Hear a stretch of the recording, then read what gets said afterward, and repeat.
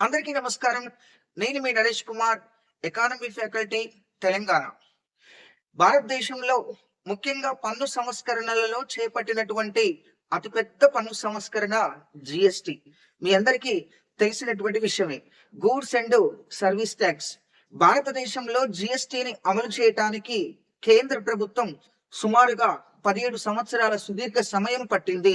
భారతదేశంలో 2000 సంవత్సరంలో జీఎస్టీ అమలుకు సంబంధించినటువంటి ప్రక్రియ ప్రారంభిస్తే 2017 సంవత్సరంలో పూర్తయింది.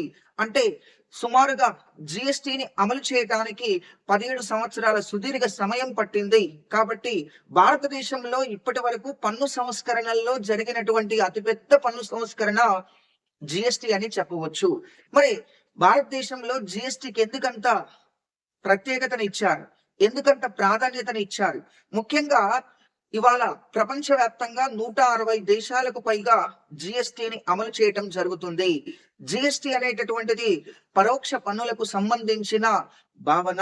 ముఖ్యంగా ప్రపంచంలో జీఎస్టీని మొట్టమొదట ఫ్రాన్స్ దేశం అమలు చేసింది. అలా ఫ్రాన్స్ అమలు చేసిన అనంతరం అనేక ప్రపంచ దేశాలు జీఎస్టీని క్రమంగా అమలు చేసుకుంటూ వచ్చాయి. భారతదేశం జీఎస్టీని అమలు చేయటానికి సుదీర్ఘ సమయం పట్టింది. 2000 సంవత్సరంలో వాజ్పేయి ప్రభుత్వ కాలంలో జీఎస్టీకి సంబంధించిన అమలు ప్రక్రియ ప్రారంభిస్తే 2017 నరేంద్ర మోడీ ప్రభుత్వ కాలంలో పూర్తయింది. మరి జీఎస్టీ అనేటటువంటిది 2014 సంవత్సరంలో ముఖ్యంగా 2014 డిసెంబర్ 19వ తేదీన నరేంద్ర మోడీ ప్రభుత్వం జీఎస్టీకి సంబంధించినటువంటి 122వ రాజ్యాంగ సవరణ బిల్లుని భారత పార్లమెంటులో ప్రవేశపెట్టడం జరిగింది. ముఖ్యంగా జీఎస్టీకి సంబంధించిన ఈ బిల్లుని లోక్సభ, రాజ్యసభ ఆమోదించిన అనంతరం రాష్ట్రాల ఆమోదానికి పంపించడం జరిగింది.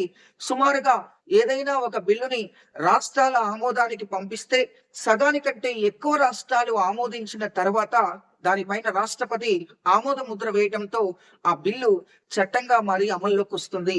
అలా భారతదేశంలో జీఎస్టీకి సంబంధించినటువంటి బిల్లుని మరి 122వ రాజ్యాంగ సవరణ బిల్లుని లోక్సభ ఆమోదం అనంతరం, రాజ్యసభ ఆమోదం అనంతరం రాష్ట్రాల ఆమోదానికి పంపిస్తే మరి జీఎస్టీ బిల్లుని ఆమోదించిన తొలి రాష్ట్రంగా అస్సాం చరిత్రలోకి ఎక్కింది. ఆ తర్వాత 16 రాష్ట్రాలు ఆమోదించిన అనంతరం నాటి రాష్ట్రపతి ప్రణబ్ ముఖర్జీ ముఖ్యంగా 2016 సెప్టెంబర్ 8వ తేదీన దీనిపైన ఆమోద ముద్ర వేయటంతో జీఎస్టీ బిల్ కాస్త 101వ రాజ్యాంగ సవరణ చట్టంగా అమల్లోకి వచ్చింది. అలా జీఎస్టీని ముఖ్యంగా ముందుకు తీసుకెళ్లడానికి, ముఖ్యంగా జీఎస్టీ పైన పూర్తి స్థాయి అధికారాలు కల్పిస్తూ 2016 సెప్టెంబర్ 12వ తేదీన జీఎస్టీ కౌన్సిల్ ఏర్పాటు చేశారు.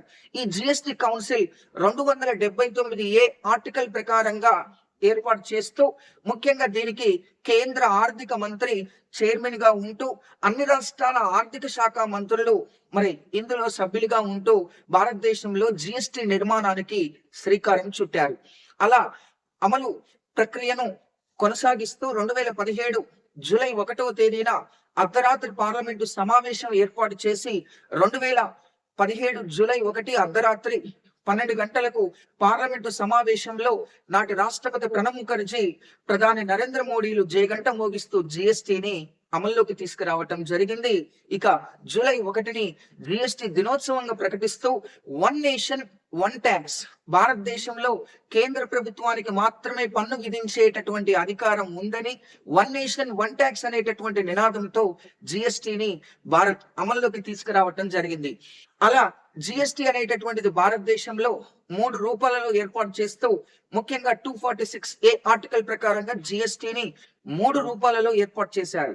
SCGST, SGST, IGST, central GST, state GST, integrated GST అని జిఎస్టీని అమల్లోకి తీసుకొస్తూ ఆనాడు ముఖ్యంగా 4 స్లాబ్లను ప్రకటించడం జరిగింది. 5%, 12%, 18%, 28% అని 4 స్లాబులుగా ప్రకటిస్తూ ఏ పన్ను లేని ఉత్పత్తులను 0% స్లాబులో ఉంచుతూ బంగారం కోసం ప్రత్యేకంగా 3% స్లాబ్ని ఏర్పాటు చేయడం జరిగింది. ఇలా ఉన్నటువంటి జిఎస్టీ ఆ తర్వాత అనేక మార్పులు అనేక మార్పులకు శ్రీకారం చుడుతూ మరి ముందుకు తీసుకెళ్లారు. ఇటీవల కాలంలో కేంద్ర ప్రభుత్వం, కేంద్ర కేబినెట్ మంత్రి మండలిలో ప్రత్యేకమైనటువంటి నిర్ణయాన్ని తీసుకోవడం జరిగింది. భారతదేశంలో జిఎస్టి 4 స్లాబులలో వద్దని 2 స్లాబులకు పరిమితం చేయాలని, అది కూడా 5%, 18% స్లాబులకు పరిమితం చేయాలని, ఇక 12%, 28% స్లాబులను రద్దు చేయాలని నిర్ణయించుకుంది. అంతేకాకుండా ఏ పన్ను లేని ఉత్పత్తులను 0% స్లాబ్లో ఉంచుతూ బంగారం పైన 3% స్లాబ్ని కొనసాగిస్తూ, ఇక లగ్జరీ ఉత్పత్తుల పైన, విలాసవంతమైనటువంటి ఉత్పత్తుల పైన 40% స్లాబ్ని కొనసాగిస్తూ ఒక కొత్త స్లాబ్ని తీసుకురావటం జరిగింది. మరి ప్రస్తుతం భారతదేశంలో జిఎస్టి అనేటటువంటిది కేవలం 2 స్లాబుల్లో కొనసాగుతుంది. ఒకటి 5%, 2 18%. ఇక విలాసవంతమైన లగ్జరీ ఉత్పత్తుల పైన కొత్త స్లాబ్ గా 40% స్లాబ్ ను తీసుకురావటం జరిగింది. మరి ఇటీవల 2025 సెప్టెంబర్ 3వ 4వ తేదీలో మరి జిఎస్టి కౌన్సిల్ చైర్మన్ అయినటువంటి నిర్మలా సీతారామన్ గారి యొక్క ఆధ్వర్యంలో మరి ఈ సమావేశాన్ని నిర్వహించి మరి ఇక్కడ భారతదేశంలో జిఎస్టి అనేది 4 స్లాబులు వద్దని 2 స్లాబులుగా మార్చుతూ మరి ఒక గొప్ప నిర్ణయాన్ని తీసుకొని చరిత్రలో నిలవటం జరిగింది. ఇటీవల కాలంలో జరిగినటువంటి జిఎస్టి 56వ సమావేశం మరి జిఎస్టికి సంబంధించినటువంటి సమావేశాల్లో ఒక మైలురాయిగా నిలవటం కూడా జరిగింది. మరి భారతదేశంలో ఇటీవల కాలంలో ఏ ఉత్పత్తుల పైన ఎంత జిఎస్టి పడుతుంది ఒకసారి మనం చూసేటటువంటి ప్రయత్నం చేద్దాం. Thank you. మీరు గమనించండి, మీరు చూస్తున్నటువంటి విధంగా ఫుడ్ కు సంబంధించినటువంటి మరి జిఎస్టి ఏ విధంగా పడుతుందో ఒకసారి గమనిస్తే, ముఖ్యంగా ఒకసారి ఇక్కడ కరెంట్ జిఎస్టి, న్యూ జిఎస్టి అంటే మనకు ఉన్నటువంటి జిఎస్టిని కొత్త జిఎస్టిగా తీసుకురావటం జరిగింది. కొన్నిటిని 0% స్లాబ్ లోకి తీసుకెళ్లారు. 12% ఉన్నటువంటి వాటిని 5% స్లాబ్ లోకి తీసుకొచ్చారు. 18% ఉన్న కొన్ని ఉత్పత్తులను 5% లోకి తీసుకొచ్చారు. 28% ఉన్నటువంటి స్లాబ్ ని కంప్లీట్ గా 18% లోకి తీసుకురావటం జరిగింది. కాబట్టి మరి ప్రస్తుత జిఎస్టి, కొత్తగా వచ్చినటువంటి జిఎస్టి ఏముందనేటటువంటిది మనం బోర్డు మీద చూసే ప్రయత్నం చేద్దాం. ముఖ్యంగా మీరు గమనిస్తున్నారు, కరెంట్ జిఎస్టి, న్యూ జిఎస్టి అని చెప్పేసి చూపించడం జరుగుతుంది. ఇలా ఒకసారి చూడండి, అంతకంటే ముందు 5% గా ఉన్నటువంటి 18% గా ఉన్నటువంటి 12% గా ఉన్నటువంటి వాటిని 0% స్లాబ్ లోకి తీసుకొస్తూ కొన్నింటిని 5% స్లాబ్ లోకి తీసుకురావడం జరిగింది. సపోజ్ ఫర్ ఎగ్జాంపుల్ మరి పిజ్జా బ్రెడ్ అని ఉంది. అది గతంలో 5% స్లాబ్ లో ఉన్నది, ప్రస్తుతం అది 0% స్లాబ్ లోకి తీసుకురావడం జరిగింది. అదే విధంగా ప్రత్యేకంగా మీరు గమనించండి, బటర్, గీ, చీజ్, షుగర్ అనేటటువంటిది ఒకప్పుడు 12% దాంట్లో ఉంటే వాటిని 5% గా తీసుకురావడం జరిగింది. గమనించండి, ఒకప్పుడు బటర్, నెయ్యి, అదే విధంగా చీజ్, షుగర్ క్యూబ్స్ అని చెప్పేసి వాటిని 12% స్లాబ్ లో ఉంటే 5% స్లాబ్ లోకి తీసుకురావడం జరిగింది. ఇంకా మనం గమనిస్తే డేట్స్ కానీ, నట్స్ కానీ, ఆల్మండ్స్ కానీ, పిస్తాస్ కానీ అవి 12% ఉంటే 5% స్లాబ్ లోకి తీసుకురావడం జరిగింది. కరోనా తర్వాత డ్రై ఫ్రూట్స్ వాడకం అనేటటువంటిది పెరిగింది. మరి ఒకప్పుడు 12% గా ఉన్నటువంటి డ్రై ఫ్రూట్స్ జిఎస్టిని ఇటీవల 5% స్లాబ్ లోకి తీసుకురావడం జరిగింది. అదే విధంగా ప్రత్యేకంగా మీరు గమనించండి, ఇక మాంసం ఉత్పత్తుల్లో ముఖ్యంగా ప్యాకింగ్ చేసినటువంటి వాటికి ఒక జిఎస్టి, ప్యాకింగ్ చేయనటువంటి వాటికి ఒక జిఎస్టి కూడా ఉండేది. మరి ముఖ్యంగా మీట్, ఫిష్, పౌల్ట్రీకి సంబంధించి 12% ఉన్నటువంటి దాన్ని 5% స్లాబ్ లోకి తీసుకురావడం జరిగింది. తర్వాత మీరు గమనించండి, రకరకాల సాసెస్ కానీ, పాస్తాస్ కానీ, మరి నూడిల్స్ సంబంధించినటువంటి ఉత్పత్తులు ఇదివరకు 12% గా ఉంటే వాటిని 5% స్లాబ్ లోకి తీసుకురావడం జరిగింది. ఇక జామ్స్, ఫ్రూట్ కు సంబంధించినటువంటి 12% ఉంటే 5% లోకి తీసుకురావడం జరిగింది. అదే విధంగా బెవరేజెస్, మిల్క్ సంబంధించినటువంటి 12% ఉంటే 5% గా తీసుకురావడం జరిగింది. ఇక మీరు గమనించండి, మరి అదే విధంగా డ్రింకింగ్ వాటర్ క్యాన్స్ 20 లీటర్స్ సంబంధించినటువంటి ఒకప్పుడు 12% ఉంటే వాటిని 5% గా తీసుకురావడం జరిగింది. అదే విధంగా మరి మీరు చాక్లెట్స్ పైన ఇదివరకు 18% జిఎస్టి ఉంటే ప్రస్తుతం వాటిని 5% స్లాబ్ లోకి తీసుకురావడం జరిగింది. అదే విధంగా ఐస్ క్రీమ్స్ పైన ఒకప్పుడు 18% జిఎస్టిని విధించేవారు, ప్రస్తుతం 5% మాత్రమే విధించడం జరుగుతుంది. అదే విధంగా కోల్డ్ డ్రింక్స్ ఒకప్పుడు 48% ఉండే ఇప్పుడు సారీ ఒకప్పుడు కోల్డ్ డ్రింక్స్ 28% ఉండే ప్రస్తుతం 40% లోకి తీసుకుపోవటం జరిగింది. అంటే కొన్ని విలాసవంతమైన లగ్జరీ ఉత్పత్తులను 40% స్లాబ్ లో ఉంచడం జరిగింది. అలా మనం చెప్పుకుంటూ పోతే కొన్ని ఉత్పత్తుల పైన జిఎస్టీని పూర్తి స్థాయిలో తగ్గించడం జరిగింది.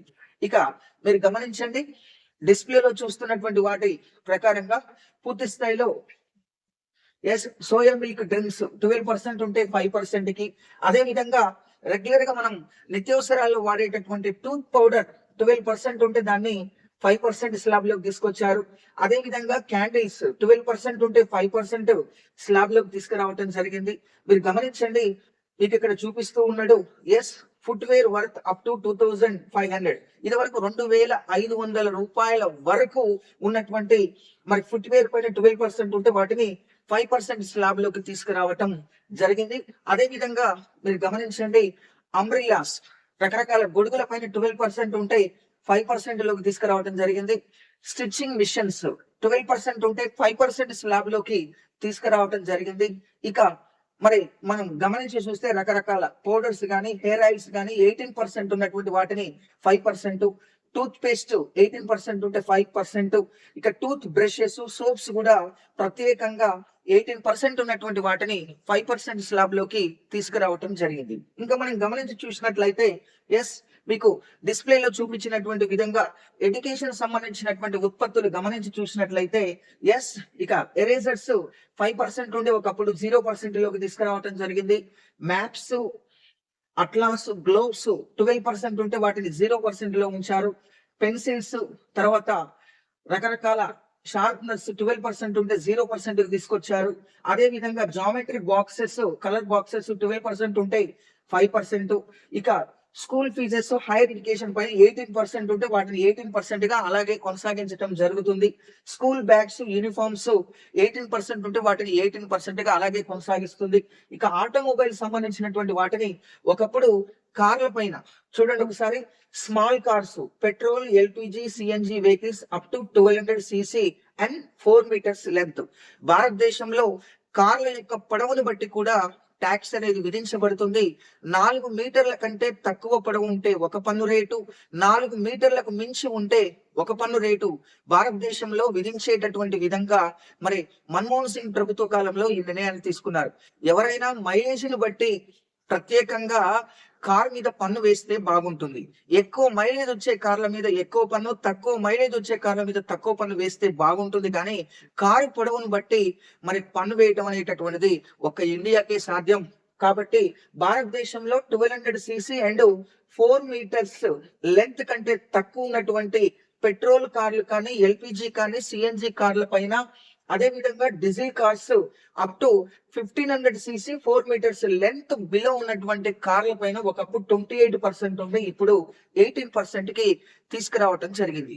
ఇటీవల కాలంలో కార్ల పైన ఉన్నటువంటి జిఎస్టీని మధ్యతరగతి వాళ్ళు కొనుగోలు చేసేటటువంటి చిన్న కార్లు, 4 మీటర్ల లోపు పొడవున్నటువంటి చిన్న కార్లు ఒకప్పుడు 28% జిఎస్టీ ఉండేది. కానీ ఇటీవల 18% కు తగ్గించడంతో కార్ల రేట్లన్నీ కూడా సుమారుగా ₹1,00,000 నుండి ₹1,50,000 వరకు తగ్గటం జరిగింది.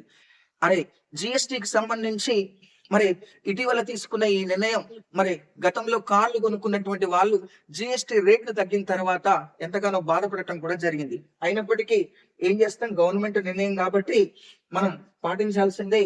ఆ తర్వాత గమనించండి, మిడ్ సైజ్ లార్జ్ కార్స్ అంటే 4 meters కు మించి ఇక ఉన్నటువంటి కార్లు కానీ 1500 cc కంటే ఎక్కువ ఉంటే ప్రత్యేకంగా 40% ట్యాక్స్ ను ప్రత్యేకంగా విధించడం జరుగుతుంది.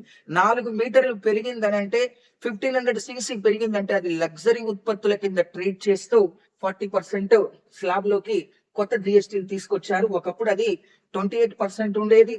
మళ్ళీ సెస్ రకరకాలగా దాని మీద విధించబడుతూ ఉండేది. పన్ను మీద పన్ను విధిస్తే దాన్ని సెస్ అని చెప్పేసి అని పిలుస్తారు. ఇక పూర్తి స్థాయిలో రకరకాలుగా మరి గమనించి చూడండి, ఇంకా లగ్జరీ ఉత్పత్తులు ఉన్నటువంటి కార్లు మరి పెద్ద పెద్ద కార్లకు సంబంధించి కూడా 40% విధించడం జరుగుతుంది. ఇక మోటార్ సైకిల్స్ పైన కూడా ఒకప్పుడు 28% ఉంటే ప్రస్తుతం 18% గా తీసుకురావడం జరిగింది. మోటార్ సైకిల్స్ కూడా 350 cc మనం సాధారణంగా ఒక గ్లామర్, ఒక ఫ్యాషన్ లాంటి వాహనాలు 125, 110 సీసీ, 100 సీసీలు ఉంటాయి. మరి 350 సీసీ లోపు ఉన్నటువంటి వాహనాలకు ఒకప్పుడు 28% ఉండే, అదే విధంగా ఒకప్పుడు సెస్ కూడా ఉండేది. ప్రస్తుతం 18% మాత్రమే మరి విధించడం జరుగుతుంది. సెస్ అంటే ఎడ్యుకేషన్ సెస్ అని చెప్పి, స్వచ్ఛ భారత్ సెస్ అని చెప్పి, అదే విధంగా మరి సర్చార్జెస్, పన్ను మీద పన్ను అని రకరకాలుగా పన్నుకు సంబంధించినటువంటి అంశాలు ఉన్నాయి. అలా ప్రత్యేకంగా ఒకప్పుడు మోటార్ సైకిల్స్ పైన 350 సీసీ కలిగినటువంటి వాహనాలు, ముఖ్యంగా 350 సీసీ లోపున్న వాహనాలు 28% ప్లస్ సెస్ ఉండేది. ప్రస్తుతం వాటిని 80% లోకి తీసుకురావడం జరిగింది. ఇక మోటార్ సైకిల్స్ ప్రస్తుతం 350 సీసీ కనుక దాటితే వాటిని 40% మరి జిఎస్టి విధించడం జరుగుతూ ఉన్నది. అలా ప్రత్యేకంగా ప్రస్తుతం buses, passengers, drivers, trucks, lorries, ambulance ఒకప్పుడు 18%, 28% ఉండే, ప్రస్తుతం వాటిని 18% స్లాబ్ లోకి తీసుకురావడం జరిగింది. ఇక 3 వీలర్స్ అంటే ఆటోలు ఒకప్పుడు 28% ఉండే, ప్రస్తుతం 18% స్లాబ్ లోకి తీసుకురావడం జరిగింది. ఇలా రకరకాల ఉత్పత్తుల పైన జిఎస్టిని మరి కేంద్ర ప్రభుత్వం తగ్గించడం జరిగింది. ఇక హెల్త్ సంబంధించినటువంటి మెడిసిన్స్ కూడా మీరు గమనించండి, చూపిస్తున్నటువంటి విధంగా రకరకాల ఉత్పత్తులు కరెంట్ జిఎస్టి నుంచి ప్రస్తుతం అంటే కరెంట్ జిఎస్టి ప్రస్తుత జిఎస్టిని మరి న్యూ జిఎస్టిగా మార్చినప్పుడు చాలా ఉత్పత్తుల పైన తగ్గించడం జరిగింది. అనేక ఉత్పత్తులను 0%, 5% స్లాబ్ లోకి తీసుకురావడం జరిగింది. ఇక సర్వీసెస్ మరి హోటల్ రూమ్స్ 7,500 అప్ టు 7,500 లోపు కనుక ఉంటే ఒక రోజుకి 12% ఉండే గతంలో ప్రస్తుతం మరి 5% గా తీసుకురావడం జరిగింది. ఫ్లయింగ్ ఇన్ బస్సెస్ క్లాసెస్ 12% ఉంటే ప్రస్తుతం వాటిని 18% స్లాబ్ లోకి తీసుకురావడం జరిగింది. Cab rides, bike rides, Ola, Uber లాంటివి 12% ఉంటే ప్రస్తుతం 18% గా వాటిని పెంచడం జరిగింది. తర్వాత మూవీ టికెట్స్ 100 లోపు ఉంటే ఇదివరకు 12% ఉంటే ప్రస్తుతం 5% గా తీసుకురావడం జరిగింది. ఇంకా రకరకాలుగా టికెట్లు మీకు తెలుసండి, ఐపీఎల్ ఈ క్రికెట్ కి సంబంధించి అది లగ్జరీ ఉత్పత్తులుగా ట్రీట్ చేస్తూ వాటిని 40% గా విధించడం జరుగుతూ ఉంది. అదే విధంగా సెలూన్, జిమ్స్, బ్యూటీ పార్లర్స్ పైన ఇదివరకు 18% ఉంటే ప్రస్తుతం వాటిని 5% స్లాబ్ లోకి తీసుకురావడం జరిగింది. ఇక ఎలక్ట్రానిక్ ఉత్పత్తుల్లో ఏసీలు, డిష్ వాషర్స్ 28% ఉంటే ప్రస్తుతం 18% గా విధించడం జరుగుతుంది. టీవీస్, సెటప్ బాక్సెస్ 28% ఉంటే 18% కి తీసుకురావడం జరిగింది. స్మార్ట్ ఫోన్స్ ఒకప్పుడు 18 ఉంటే ఇప్పుడు కూడా 18% గా అలాగే ఉంచింది. ల్యాప్టాప్స్ 18% ఉంటే ప్రస్తుతం కూడా 18% గా ఉంచింది. ఫ్రిడ్జెస్, వాషింగ్ మిషన్స్ కూడా 18% ఉంటే వాటిని 18% గా అలాగే కొనసాగిస్తుంది. ఇక చివరిగా మనం గమనించి చూసినట్లయితే ఎస్, ముఖ్యంగా సోలార్ సంబంధించినటువంటి ప్యానెల్స్ ఒకప్పుడు 12% గా ఉండే, ఈ రోజు మీ అందరికీ తెలుసండి, సోలార్ ద్వారా రకరకాలుగా కరెంటును ఉత్పత్తి చేస్తూ మనం కరెంటు ఆదా చేయడానికి కొత్త కొత్త మార్గాలు వచ్చాయి. సోలార్ సంబంధించినటువంటి రెన్యూవబుల్ సంబంధించిన ఉత్పత్తుల పైన 12% ఉన్నటువంటి వాటిని కంప్లీట్ గా 5% లోకి తీసుకురావడం జరిగింది. అదే విధంగా ఇక సిమెంట్ ఒకప్పుడు 28% ఉంటే ప్రస్తుతం 18% స్లాబ్ లోకి తీసుకొచ్చారు. ఐరన్ స్టీల్ కూడా 18% ఉంటే 18% అలాగే కొనసాగిస్తుంది. అల్యూమినియం ఉత్పత్తులు ఒకప్పుడు 18 ఉంది, ప్రస్తుతం కూడా 18 గా అలాగే కొనసాగిస్తుంది. ఇలా అనేక రకాల ఉత్పత్తుల పైన జిఎస్టిని తగ్గించడం జరిగింది. కొన్నింటిని 0% స్లాబ్ లో ఉంచారు, కొన్ని ఉత్పత్తులను తగ్గించారు, కొన్ని ఉత్పత్తులను అలాగే ఉంచారు, కొన్ని విలాసవంతమైన లగ్జరీ ఉత్పత్తులను 40% స్లాబ్ లోకి తీసుకురావటం జరిగింది. ఏది ఏమైనప్పటికీ ఖచ్చితంగా కాంపిటేటివ్ ఎగ్జామ్ లో ఈ అంశాలపైన మరి ఎగ్జామ్ లో రావడానికి అవకాశం ఉంది. కాబట్టి ఈ నూతన జిఎస్టికి సంబంధించినటువంటి అంశాలను గుర్తుపెట్టుకునేటటువంటి ప్రయత్నం చేయండి. ఖచ్చితంగా వీటి మీద మనం అవగాహన కలిగి ఉండాలి. కేంద్ర ప్రభుత్వం తీసుకున్న ఈ నిర్ణయం తోటి కొంత పేద ప్రజలకు, మధ్యతరగతి కుటుంబాలకు భారం తగ్గిందని చెప్పవచ్చు. లగ్జరీ విలాసవంతమైన ఉత్పత్తుల పైన రేట్లు పెరిగాయని చెప్పవచ్చు. కాబట్టి ఏది ఏమైనప్పటికీ జిఎస్టి కావచ్చు, పన్నులు కావచ్చు, ఏవైనా కానీ ప్రజలకు అనుకూలంగా ఉన్నప్పుడు, ప్రజలకు భారం లేకుండా ఉన్నప్పుడు ప్రజలందరూ కూడా పన్నులు చెల్లించడానికి అవకాశం ఉంటుంది. ముఖ్యంగా మనం చెల్లించేటటువంటి పన్నులతోటి కేంద్ర రాష్ట్ర ప్రభుత్వాలు ఖచ్చితంగా అభివృద్ధికి శ్రీకారం చుడతాయి.